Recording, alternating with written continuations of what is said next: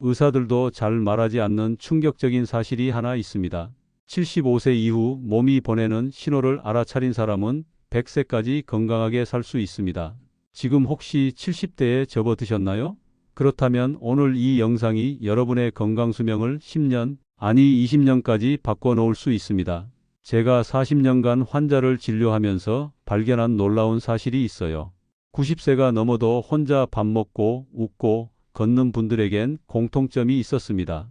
바로 75세 전후에 몸이 보내는 5가지 신호를 정확히 알아차렸다는 거죠. 만약 하나라도 해당된다면 축하드립니다. 여러분은 이미 장수의 길에 들어서 있는 겁니다. 하지만 하나도 해당되지 않는다면 이 영상이 마지막 기회가 될 수 있어요. 우리가 바라는 건 단순히 오래 사는 게 아니죠. 건강하게, 행복하게, 스스로의 힘으로 사는 겁니다. 건강수명, 그건 몸이 보내는 신호를 알아차리느냐 모르느냐의 차이입니다. 오늘은 100세까지 건강하게 사는 사람들의 공통된 5가지 신호를 말씀드려 볼까 합니다. 안녕하세요. 저는 40년째 시니어 건강을 진료해 온 가정의학과 전문의 박영수입니다. 젊은 시절엔 질병을 고치는 게 의사의 역할이라고 생각했어요. 환자분들이 오시면 증상을 듣고 검사를 하고 진단을 내리고 치료법을 알려드렸습니다. 당뇨면 혈당약을 드리고 고혈압이면 혈압약을 처방했어요. 그런데 진료실에서 90세 이상의 연세가 있음에도 정정하신 분들을 만날 때마다 의문이 들었습니다. 이분들은 도대체 뭐가 다를까? 특별한 건강기능식품을 드시는 것도 아니고 비싼 영양제를 드시거나 특별한 운동 역시 안 하셨습니다. 그런데 신기하게도 병원에 자주 오지 않으셨어요. 머리도 맑으셨죠? 저는 궁금했습니다. 그래서 이분들을 만날 때 질문을 드렸습니다. 어떤 음식을 드시는지, 어떻게 생활하시는지, 어떤 마음가짐으로 사시는지를 말이죠. 그러다 깨달았습니다.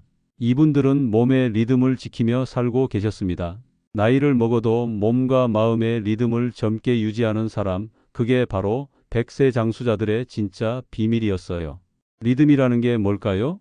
아침에 자연스럽게 눈이 떠지고 밥맛이 있고 화장실에서 개운하게 일을 보고 사람들과 이야기하며 웃을 수 있는 것.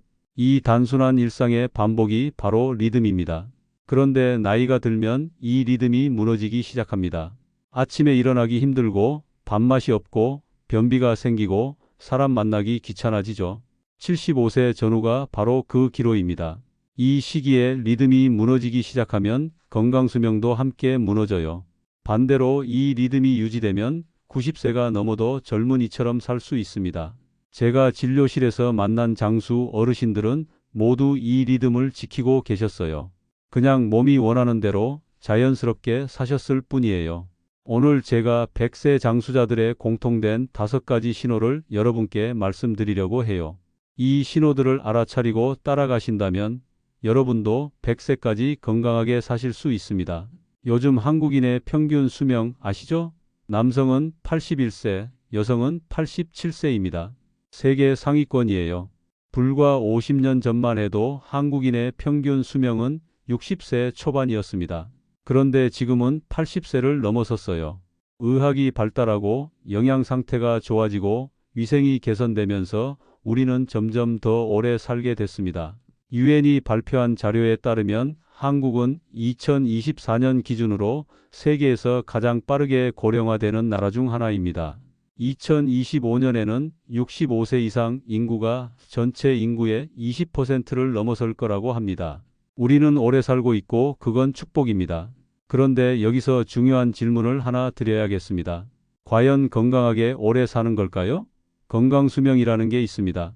세계보건기구에서 정한 기준인데요. 질병이나 부상 없이 독립적으로 일상생활을 할 수 있는 기간을 의미합니다. 한국인의 건강수명은 남성 72세, 여성 75세입니다.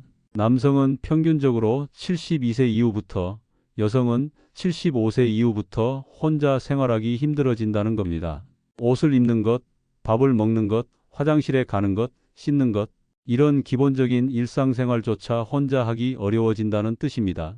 계산해보면 남성은 약 9년, 여성은 약 12년을 몸이 불편한 상태로 살아간다는 뜻이기도 합니다. 침대에 누워 혹은 휠체어에 앉아 누군가의 손길에 의지하며 보내는 10년. 생각만 해도 가슴이 먹먹해지지 않으세요?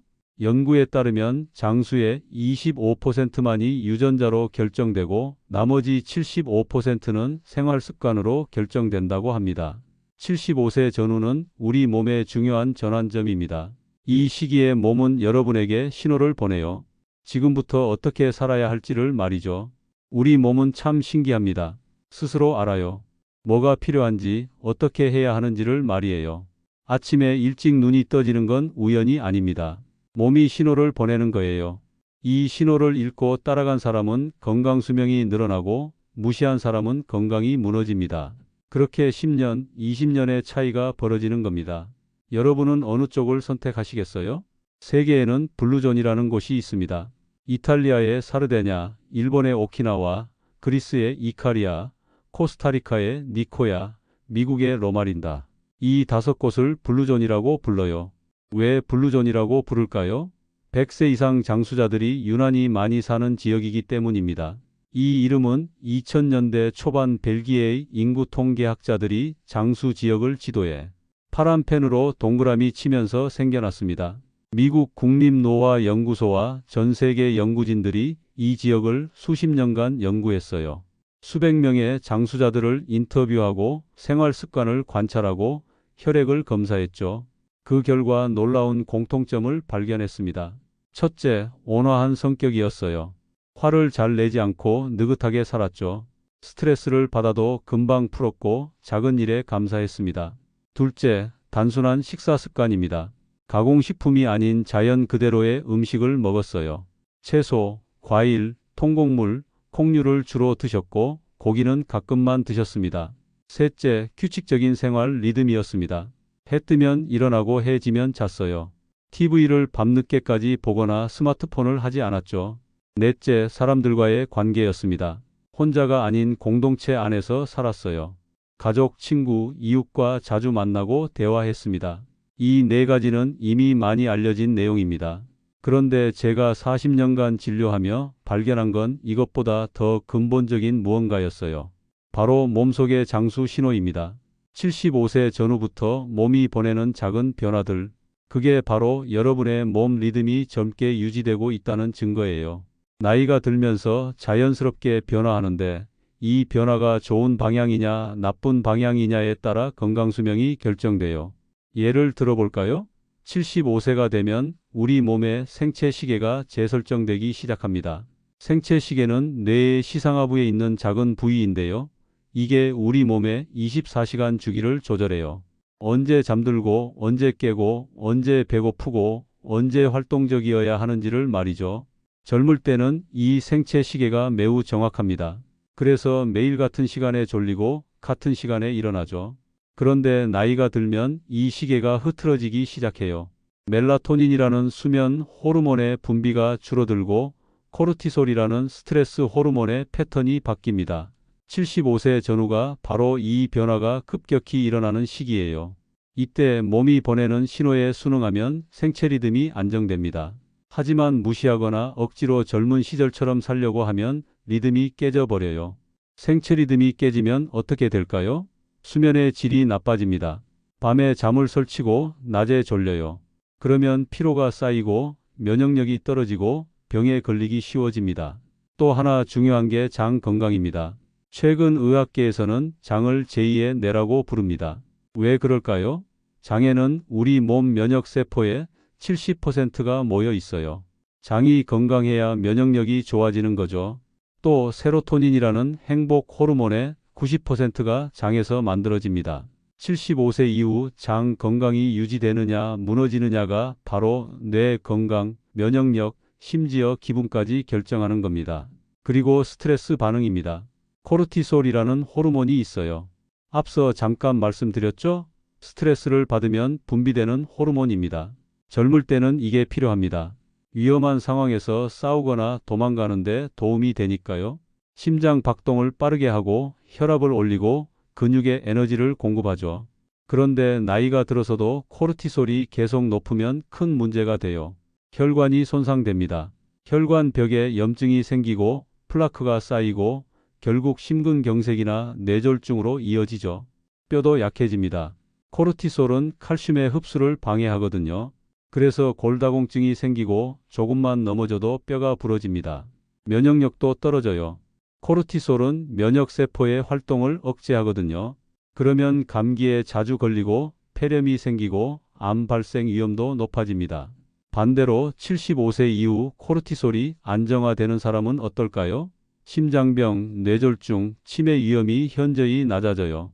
뼈도 튼튼하고 면역력도 높고 오래 삽니다. 마지막으로 사회적 연결입니다. 하버드 대학에서 80년 동안 진행한 연구가 있어요. 성인 발달 연구라고 하는데요. 1938년부터 시작해서 지금까지 계속되고 있습니다. 724명의 남성을 80년 넘게 추적 관찰했어요. 2년마다 건강검진을 하고 설문조사를 하고 인터뷰를 했죠. 이들의 자녀들까지 연구에 포함시켰습니다. 이 연구에서 밝혀진 가장 중요한 장수 비결은 뭐였을까요? 바로 따뜻한 인간관계였습니다. 좋은 인간관계를 유지한 사람들이 더 건강했고, 더 행복했고, 더 오래 살았어요. 50대에 인간관계가 좋았던 사람은 80대에 건강했습니다. 반대로 50대에 고립됐던 사람은 80대에 건강이 나빴어요. 사람과 대화하고 웃을 수 있는 능력, 그게 뇌를 젊게 유지하고 스트레스를 낮추고 면역력을 높인다는 거예요. 왜 그럴까요? 사회적 교류는 뇌를 자극합니다. 언어를 사용하고 상대방의 감정을 읽고 적절히 반응하는 과정에서 뇌의 여러 부위가 활성화돼요. 또 옥시토신이라는 호르몬이 분비됩니다. 옥시토신은 사랑의 호르몬, 신뢰의 호르몬이라고 불리는데요. 스트레스를 줄이고 면역력을 높여줘요. 고립된 사람은 우울증에 걸리기 쉽고 치매 발생률도 높습니다. 심지어 담배를 피우는 것만큼 건강에 해롭다는 연구 결과도 있어요. 결국 100세 장수의 비밀은 복잡한 게 아닙니다. 생체 리듬을 지키고 장을 건강하게 하고 스트레스를 줄이고 사람과 연결되는 것, 이 네 가지가 바로 75세 이후 건강수명을 결정하는 핵심입니다. 올해 92세이신 김순애 할머니 이야기를 들려드릴게요. 김순애 할머니는 제가 20년 넘게 진료해 온 분입니다. 처음 뵌 건 할머니가 70세 되시던 해였어요. 2003년이었던 것 같네요. 그때 할머니는 많이 힘드셨습니다. 60대에 남편을 먼저 떠나보내셨거든요. 간암이었어요. 병원에서 6개월이라고 했는데 정말 6개월 만에 돌아가셨대요. 혼자 남은 슬픔에 밥맛도 없고 잠도 제대로 못 주무시고 하루하루가 무겁게 느껴지셨대요. 결국 70대 초반엔 건강마저 무너졌습니다. 혈압이 올라가 140이었던 혈압이 높아져서 170까지 올라갔습니다. 당뇨 수치도 공복 혈당이 120을 넘었고 당화혈색소가 7.5%까지 올랐습니다. 무릎도 아프셨습니다. 새벽 2시, 3시에 깨서 아침까지 뒤척이셔서 오실 때마다 한숨부터 쉬시던 모습이 아직도 기억나요. 원장님, 이렇게 아프면서까지 살아야 하나요? 그 말씀을 들을 때 가슴이 아팠습니다. 저도 의사지만 뭐라 위로해 드릴 말이 없었어요. 약을 처방해 드리고 운동하시라고 말씀드리는 게 전부였죠. 그런데 75세가 지나면서 할머니에게 묘한 변화가 생기기 시작했습니다. 예전엔 억지로 일어나셨는데 어느 날부터 새소리 들으며 자연스럽게 눈이 떠졌다고 하셨어요. 저는 좋은 신호라고 말씀드렸습니다. 생체 리듬이 회복되고 있다는 증거라고요. 그 다음은 밥맛이었습니다. 김치 한 조각, 된장찌개 한 숟갈이 감사하게 느껴지기 시작했대요. 예전엔 그냥 먹었는데 이제는 맛이 느껴진다고 하셨어요. 김치찌개, 된장국, 생선구이 만들면서 남편 생각이 났지만 예전처럼 슬프진 않았대요. 추억이 오히려 감사했대요. 그러더니 전화기를 들기 시작하셨습니다. 친구에게 먼저 전화를 거셨대요. 안부를 묻고 옛날 이야기를 하고 함께 웃으셨죠. 예전엔 전화 오는 것도 귀찮아 하셨는데 이제는 먼저 전화하고 싶어지셨대요. 화장실도 편해졌습니다. 예전엔 변비가 심했어요. 3일, 4일씩 안 나올 때도 있었죠. 화장실에서 한참을 앉아 계셔도 안 나왔습니다. 그런데 75세 이후부터 매일 아침 규칙적으로 개운하게 일을 보신다고 하셨어요. 장이 살아난 거예요. 혈압도 안정됐습니다. 약을 먹으면서도 160, 170이었는데 이제는 130 정도로 떨어졌어요. 당뇨 수치도 좋아졌습니다. 공복 혈당이 100 초반으로 내려왔고 당화 혈색소가 6.5%까지 떨어졌죠. 무릎 통증도 줄어들었어요. 산책을 다시 시작하셨는데 처음엔 5분, 그 다음엔 10분, 이제는 30분씩 걸으신답니다. 저는 여쭈었습니다. 할머니, 특별히 뭘 하셨어요? 어떻게 이렇게 좋아지셨어요? 특별한 건 없어요, 원장님. 하루하루 감사히 살고 잘 씹어먹고 많이 웃는 것뿐이에요. 이 한마디에 100세 장수의 모든 비밀이 담겨 있었습니다. 할머니는 75세 이후 몸이 보내는 신호를 정확히 알아차리셨어요. 그리고 그 신호에 순응하셨습니다. 억지로 젊게 살려고 하지 않으셨어요. 몸이 원하는 대로, 마음이 편한 대로 사셨습니다. 그 결과 92세가 된 지금도 혼자 장 보러 가시고 밥 해 드시고 친구들과 수다 떠시며 살고 계세요. 김순애 할머니 같은 분이 또 계십니다. 올해 88세이신 이광호 할아버지도 비슷한 경험을 하셨어요. 할아버지는 평생 중소기업을 경영하셨습니다. 직원 10명 정도 되는 제조업체였어요. 바쁘게 사셨고 스트레스도 많으셨죠. 아침 7시에 출근해서 밤 10시에 퇴근하시는 게 일상이었대요. 주말에도 회사 걱정을 하셨고 잠자리에서도 일이 떠올랐다고 해요. 70세의 아들에게 회사를 물려주고 은퇴하셨는데 처음엔 무기력감에 빠지셨대요. 할 일이 없으니 하루가 길게만 느껴지셨다고 해요. 아침에 일어나도 갈 곳이 없고 TV만 보다가 잠들었대요. 건강도 나빠졌습니다. 혈당이 올라가고 콜레스테롤 수치가 높아지고 체중이 10kg이나 늘었어요. 무기력하고 우울하고 삶의 의미가 느껴지지 않았대요. 그런데 75세쯤 되셨을 때 변화가 왔습니다. 아침에 일찍 눈이 떠지기 시작하셨어요. 5시, 6시면 저절로 눈이 떠지는 거예요. 처음엔 다시 자려고 하셨는데 자도 잠이 안 왔대요. 그래서 일어나셨습니다. 일어나서 뭘 할까 고민하다가 산책을 시작하셨대요. 처음엔 5분, 그 다음엔 10분, 이제는 매일 아침 30분씩 걸으신답니다. 동네 한 바퀴를 도는데 걷다 보니 기분이 좋아지셨대요. 새 소리도 들리고 아침 공기도 상쾌하고 하루를 시작하는 느낌이 들었다고 해요. 걷다 보니 동네 어르신들을 만나게 됐고 자연스럽게 이야기를 나누게 되셨어요. 그러다 노인정에도 나가시게 됐죠. 노인정에서 바둑을 배우셨어요. 머리를 써야 하니까 치매 예방에도 좋고 사람들과 이야기도 할 수 있어서 좋으셨다고 해요.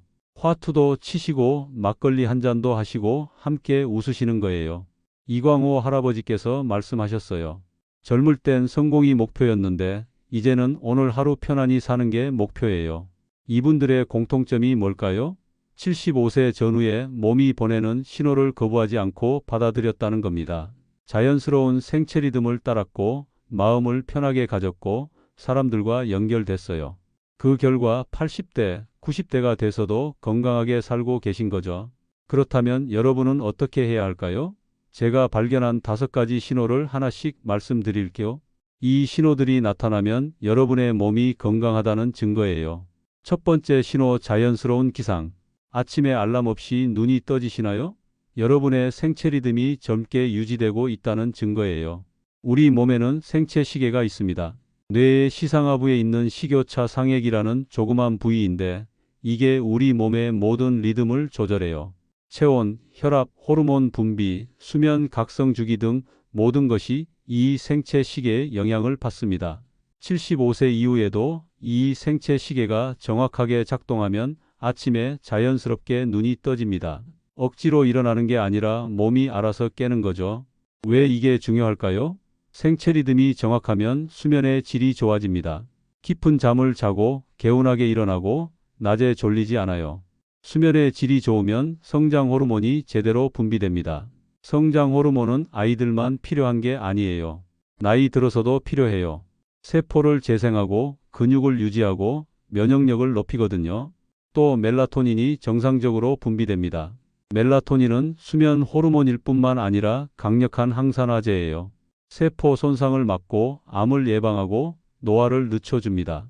반대로 아침에 일어나기 힘들고 낮에 졸리고 밤에 잠이 안 온다면 생체 리듬이 무너지고 있다는 신호입니다. 생체 리듬이 무너지면 당뇨, 고혈압, 심장병, 치매 위험이 높아져요. 실제로 야간 근무를 하는 사람들의 질병 발생률이 일반인보다 높다는 연구 결과가 많습니다. 어떻게 해야 생체 리듬을 회복할 수 있을까요? 아침에 눈 뜨자마자 커튼을 활짝 여세요. 햇빛을 쬐는 겁니다. 햇빛은 우리 몸의 생체 시계를 재설정해줘요. 눈으로 들어온 빛이 식욕차 상액을 자극해서 지금이 아침이다, 활동할 시간이다라고 알려주는 거죠. 아침 햇빛을 20분에서 30분 정도 쬐면 멜라토닌 분비가 억제되고 세로토닌이 증가합니다. 그러면 기분이 좋아지고 활력이 생겨요. 그리고 가능하면 아침 식사를 규칙적으로 하세요. 같은 시간에 먹는 게 중요합니다. 우리 몸에는 중앙 생체 시계만 있는 게 아니에요. 장, 간, 췌장에도 각각 생체 시계가 있거든요. 이걸 말초 생체 시계라고 하는데요. 음식 섭취 시간에 맞춰 조절돼요. 매일 같은 시간에 아침을 먹으면 장의 생체 시계가 정확해집니다. 그러면 소화도 잘 되고 배변도 규칙적이 돼요. 밤에는 TV나 스마트폰을 일찍 끄세요. 스마트폰이나 TV에서 나오는 파란빛은 멜라토닌 분비를 방해합니다. 밤 10시 이후에 스마트폰을 보면 뇌가 아직 낮이라고 착각해요. 그러면 잠이 안 와요. 잠들기 1시간 전엔 스마트폰을 내려놓으세요. 대신 책을 읽거나 음악을 듣거나 가족과 대화하세요. 조명도 어둡게 하는 게 좋습니다. 밝은 조명도 멜라토닌 분비를 방해하거든요. 이것만으로도 생체 리듬이 회복되기 시작해요. 두 번째 신호, 잔잔한 마음. 사소한 일에 화가 덜 나시나요? 예전 같으면 짜증났을 일에 이제는 그냥 웃고 넘기시나요? 그렇다면 여러분의 스트레스 호르몬이 낮아지고 있다는 뜻입니다. 코르티솔이라는 호르몬이 있어요. 스트레스를 받으면 분비되는 호르몬이죠. 젊을 때는 이게 필요합니다. 위험에 대응하는 데 도움이 되니까요. 호랑이를 만났을 때 싸우거나 도망가야 하잖아요. 그때 코르티솔이 심장을 빠르게 뛰게 하고 근육에 에너지를 보내줘요. 그런데 현대 사회에서는 호랑이를 만날 일이 없죠. 대신 직장에서 스트레스, 가족 문제, 경제적 어려움 같은 만성적인 스트레스를 받아요. 만성 스트레스는 코르티솔을 계속 높게 유지시킵니다. 그러면 문제가 생겨요. 혈관이 손상됩니다. 혈관벽에 염증이 생기고 리터디리터 콜레스테롤이 쌓이고 혈관이 좁아지죠. 그러면 심근경색이나 뇌졸중이 올 수 있어요. 뼈도 약해집니다. 코르티솔은 칼슘의 흡수를 방해하고 뼈에서 칼슘을 빼내거든요. 그래서 골다공증이 생기고 조금만 넘어져도 뼈가 부러집니다. 면역력도 떨어져요. 코르티솔은 백혈구의 활동을 억제하거든요.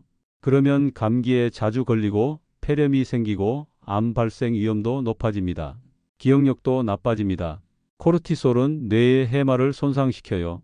해마는 기억을 담당하는 부위인데 여기가 손상되면 치매가 올 수 있습니다. 어떻게 하면 마음이 잔잔해질까요? 하루에 감사한 일 3가지를 찾아보세요. 아침에 눈 떴다는 것, 밥을 먹을 수 있다는 것, 가족이 있다는 것, 이런 작은 것들이에요. 너무 당연해서 감사할 것도 없다고 생각하시나요? 그렇지 않습니다. 병원에 입원해 보신 분들은 아실 거예요. 침대에 누워서 천장만 보고 있으면 집에서 밥 먹는 게 얼마나 감사한 일인지 깨닫게 되죠. 감사는 과학적으로 입증된 스트레스 해소법입니다. 감사하는 마음이 생기면 뇌의 전두엽 피질이 활성화됩니다. 여기서 도파민과 세로토닌이 분비돼요. 그러면 기분이 좋아지고 코르티솔이 낮아집니다. 실제로 감사 일기를 쓴 사람들의 코르티솔 수치가 23% 낮아졌다는 연구 결과가 있어요. 또 하나, 용서하는 연습을 하세요. 원망과 분노는 여러분의 몸속에서 독소처럼 작용해요. 그러면 코르티솔이 치솟고 심장이 빨리 뛰고 혈압이 올라갑니다. 잠도 못 자요. 하버드 의대에서 용서에 관한 연구를 했어요. 용서를 한 그룹과 안 한 그룹을 비교했더니 용서를 한 그룹의 혈압이 낮아지고 심장 질환 위험이 줄어들었답니다. 세 번째 신호, 규칙적인 배변. 장은 제2의 뇌입니다. 앞서 말씀드렸죠? 면역세포의 70%, 행복 호르몬의 90%가 장에 있어요. 장이 건강하면 몸 전체가 건강합니다. 반대로 장이 안 좋으면 온갖 문제가 생겨요. 변비가 있으면 독소가 몸에 쌓입니다. 대변에는 우리 몸에서 배출해야 할 노폐물과 독소가 들어있거든요. 이게 장에 오래 머물면 다시 흡수돼요. 그러면 간에 부담이 가고 피부가 나빠지고 피로가 쌓입니다. 또 장내에 나쁜 균이 증가합니다. 나쁜 균은 염증을 일으키고 면역력을 떨어뜨리고 심지어 암을 유발할 수도 있어요. 75세 이후 장 건강이 유지되는 사람은 뇌도 건강하고 기분도 좋고 면역력도 높습니다. 어떻게 해야 장이 건강해질까요? 발효식품을 드세요. 김치, 된장, 청국장 같은 우리 전통 발효식품이 최고입니다. 이 음식들에는 유산균이 풍부해요. 유산균은 장내 좋은 균을 늘리고 나쁜 균을 줄여줍니다. 최근 연구에 따르면 하루에 김치 한 공기 약 150g만 먹어도 장내 미생물이 개선된다고 해요. 된장에는 바실러스 유익균이 있는데 장에서 항생물질을 만들어내요. 나쁜 균을 죽이는 거죠. 청국장은 더 좋습니다. 나토균이 들어있어서 혈전을 녹이고 혈액순환을 도와 장 건강에 탁월합니다. 그리고 식이섬유를 충분히 섭취하세요. 채소, 과일, 통곡물에 풍부합니다. 식이섬유는 장을 움직이게 해줘요. 장벽을 자극해서 연동 운동을 촉진시키는 거죠. 또 식이섬유는 장내 좋은 균의 먹이가 됩니다. 좋은 균이 식이섬유를 먹고 짧은 사슬지방산이라는 물질을 만들어내는데요. 이게 장 점막을 건강하게 유지시켜요. 하루 권장량이 25g에서 30g 정도인데 대부분의 시니어 분들이 10g에서 15g 정도밖에 섭취하지 못하고 계세요. 양배추, 브로콜리, 사과, 현미, 고구마, 콩류 같은 음식을 꾸준히 드시면 됩니다. 특히 아침 식사로 현미밥이나 잡곡밥을 드시고 채소 반찬을 충분히 드시면 좋아요. 물도 충분히 마시세요. 하루 1.5리터에서 2리터 정도가 적당합니다. 아침에 일어나서 미지근한 물 한 잔을 마시면 장이 움직이기 시작해요. 이걸 위결장 반사라고 하는데요. 위에 물이 들어가면 대장이 자극받아서 움직이는 거예요. 그리고 규칙적으로 화장실에 가는 습관을 들이세요. 매일 같은 시간에 화장실에 앉으세요. 아침 식사 후가 가장 좋습니다. 식사 후에 위결장 반사가 일어나서 대변을 보기 쉽거든요. 네 번째 신호 대화의 즐거움. 나이가 들면 뇌의 전두엽 기능이 떨어져요. 전두엽은 사고, 판단, 감정 조절을 담당하는 부위죠. 또 해마도 위축됩니다. 해마는 기억을 담당하는 부위인데 여기가 작아지면 기억력이 나빠지고 치매가 올 수 있어요. 그런데 대화를 나누고 웃으면 전두엽과 해마가 활성화됩니다. 언어를 구사하려면 브로카 영역이 작동해야 하고 상대방의 말을 이해하려면 베르니케 영역이 작동해야 하고 감정을 교류하려면 변연계가 작동해야 하거든요. 즉, 대화를 나누는 동안 뇌의 여러 부위가 동시에 움직이는 겁니다. 하버드 연구에서도 밝혀졌어요. 사회적으로 활발하게 교류하는 사람이 고립된 사람보다 치매 발생률이 50% 낮았습니다. 또 다른 연구에서는 사회적 고립이 하루 담배 15개비를 피우는 것만큼 건강에 해롭다고 했어요. 가족과 대화하세요. 오늘 뭐 먹었어? 날씨는 어때? 요즘 무슨 일 있어? 이런 사소한 대화가 여러분의 뇌를 살립니다. 친구에게 전화하세요. 안부를 묻고 옛날 이야기도 하고 요즘 살아가는 이야기도 나누세요. 노인정이나 경로당에 나가세요. 처음엔 어색해도 자꾸 나가다 보면 친해집니다. 한 가지 더 말씀드릴게요. 웃으세요. 억지로라도 웃으세요. 웃음은 엔도르핀을 분비시킵니다. 엔도르핀은 천연 진통제예요. 몸에서 만드는 모르핀이라고 보시면 됩니다. 통증을 줄이고 기분을 좋게 하고 면역력을 높여줍니다. 실제로 웃음 치료를 받은 암 환자들의 NK세포 활성도가 높아졌다는 연구 결과가 있어요. NK세포는 암세포를 죽이는 면역세포거든요. 하루에 10번만 크게 웃어도 건강에 큰 도움이 됩니다. 다섯 번째 신호 감사하는 마음. 감사는 단순한 감정이 아니에요. 의학적으로 입증된 치유 메커니즘입니다. 감사하는 마음이 생기면 심박수가 안정되고 혈압이 낮아지고 수면의 질이 좋아져요. 심박 변이도가 높아집니다. 심박 변이도는 심장 박동 간격의 변화를 의미하는데요. 이게 높을수록 자율신경계가 건강하다는 뜻이에요. 뇌에도 변화가 생깁니다. 감사하는 생각을 하면 뇌의 전두엽 피질이 활성화돼요. 여기가 긍정적 감정을 처리하는 부위거든요. 캘리포니아 대학 연구팀이 실험을 했어요. 한 그룹은 매일 감사 일기를 쓰게 하고 다른 그룹은 아무것도 안 시켰어요. 3개월 후에 비교했더니 감사 일기를 쓴 그룹의 면역력이 25% 높아졌답니다. 또 수면의 질이 좋아지고 통증이 줄어들고 우울증이 개선됐어요. 오늘부터 감사 일기를 써보세요. 거창할 필요 없어요. 노트 한 귀퉁이에 오늘 감사한 일 한 가지만 적으면 됩니다. 오늘 날씨가 좋았다. 오늘 밥이 맛있었다. 오늘 자식이 전화했다. 오늘 몸이 아프지 않았다. 오늘 친구를 만났다. 처음엔 억지로 찾아야 할 수도 있어요. 감사할 게 뭐가 있나 싶을 수도 있죠. 하지만 계속하다 보면 자연스럽게 감사한 일들이 보이기 시작합니다. 세상이 다르게 보여요. 이걸 3개월만 해보세요. 여러분의 몸과 마음이 달라질 겁니다. 실천 팁을 정리해 드릴 거. 하나, 발효식품을 자주 드세요. 김치, 된장, 청국장이 최고입니다. 매 끼니마다 조금씩이라도 드세요. 장 건강이 전체 건강의 기본입니다.